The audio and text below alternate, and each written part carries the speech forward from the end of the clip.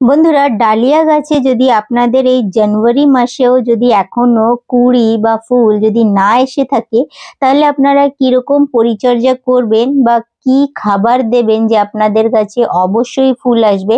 তো চলুন স্টার্ট করা যাক আজকের এই ভিডিও। তার আগে নমস্কার বন্ধুরা, আমি প্রিয়া আর আমার চ্যানেলে আপনাদের স্বাগত জানাচ্ছি। বন্ধুরা, যদি আপনারা আমার চ্যানেলে নতুন ভিজিট করছেন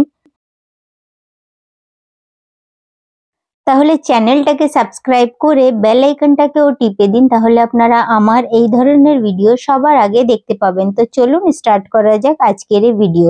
বন্ধুরা, ডালিয়া গাছ যে ফুলটা আসে সেটা কিন্তু অনেক বড় সাইজের ফুল আসে আর ভীষণ দেখতে সুন্দর তো হয়ই, আপনারা দেখতেই পাচ্ছেন সামনে খুব সুন্দর আর অনেক বড় সাইজের ফুল হয়। তো আপনাদের প্রথম যে কাজটা করতে হবে, এই গাছের জন্য যে পটিং মিক্সটা তৈরি করছেন সেটা কিন্তু ওয়েল ড্রেন হওয়া চাই, ভালো নিউট্রিশনস থাকা চাই। আমার চ্যানেলে অলরেডি শেয়ার আছে, আপনারা গিয়ে দেখে নেবেন যে পটিং মিক্সটা কিরকম তৈরি করবেন যে আপনাদের গাছেও এত সুন্দর ফুল আসবে।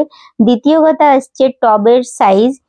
এটা কিন্তু অনেক বড় সাইজের যেহেতু ফুল হয়, তো গাছের কিন্তু একটা বড় সাইজের টবও দরকার। তো মিনিমাম 10 ইঞ্চির টব হওয়া দরকার। আপনারা 12 ইঞ্চিরও টব লাগালেও কোনো অসুবিধা হবে না, খুব ভালো গ্রো হবে।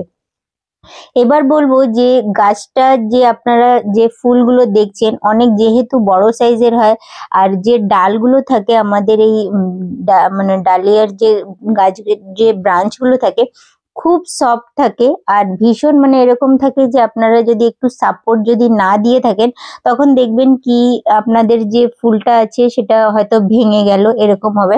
তো গাছটা দেখুন, আপনাদের সব জায়গায় দেখা যাচ্ছে যে আমার গাছে কিন্তু আমি এখানে ভালোভাবে সাপোর্ট দিয়ে রেখেছি। তো এরকম আপনারা 2-3টে করে স্টিক দিয়ে দেবেন, তাহলে আপনার গাছ কিন্তু একদম সোজা থাকবে আর ভেঙেও যাবে না, কারণ এর যে ডালগুলো খুবই নরম থাকে। তো এই জিনিসটা একটু খেয়াল রাখবেন। এবার বলবো যে গাছটা যেহেতু শীতের গাছ, তো আমাদের কিন্তু প্রপার রোদেই রাখতে হবে। শীতকালে অনেক অল্প রোদ আসে, তো চেষ্টা করবেন যে 2 থেকে 3 ঘন্টা রোদ যেন এই গাছটা পায় এমন জায়গায় রাখবেন। এমন জায়গায় যেন না রাখেন আপনারা গাছটাকে যে একদমই রোদ পাচ্ছে না, তাহলে কিন্তু ফুলও আসবে না, কুঁড়িও আসবে না, কিছুই আসবে না। একটু রোদটা খুব দরকার এই গাছেরটার জন্য, মানে 2 থেকে 3 ঘন্টা রোদ হলেও হবে, কিন্তু একটু রোদ যেন পায়। এবার বলবো যে জল কতটা দেবেন। তো আমি যেহেতু শীতকালে প্রত্যেকটা গাছেরই কিন্তু জলটা কম লাগে, তো আমি এই গাছগুলোকে 2 দিন, 2.5 দিন, 3 দিনের মধ্যে আমি জল দিই, মানে রেগুলার জল দিচ্ছি না, 2 দিন 3 দিনে আমি একবার করে জল দিই। আর পটিং মিক্সটাই এরকম তৈরি করা হয়েছে যে এতে যেন মাটিটা একটু ময়েশ্চারই থাকে। আর এখানে দেখুন পাতায় হলো কিরকম দাগ হয়ে গেছে, তো পোকামাকড়ের কিন্তু ভীষণ আক্রমণ হয়। তো আপনারা কিন্তু মাসে যে কোনো কীটনাশক আপনারা ব্যবহার করছেন, নিম তেল যদি করছেন তাহলে 10 দিন অন্তরে স্প্রে করবেন। আর যদি আপনারা কেমিক্যাল ইনসেক্টিসাইড বা কীটনাশক ব্যবহার করছেন তাহলে আপনারা চেষ্টা করবেন যে 15 দিনে একবার স্প্রে করতে, কারণ এই গাছে কিন্তু প্রচুর পোকামাকড় হয়। আর শীতকালেই অনেক বেশি পোকামাকড় হয়, যেহেতু কুয়াশা থাকে, একটা ভিজে ওয়েদার থাকে, আর তাতে কিন্তু আমাদের পোকামাকড় বেশি জন্মায়, সেই জন্য। তো এই জিনিসগুলো খেয়াল রাখবেন। এবার আসছি নিউট্রিশনস এর ব্যাপারে। যেহেতু আপনারা বড় ফুল যখন চাইবেন গাছ থেকে, পটিং মিক্সটা খুব ইম্পর্টেন্ট। তো আপনারা চ্যানেলে গিয়ে অবশ্যই দেখে নেবেন, ওরকম ভাবে পটিং মিক্স তৈরি করবেন।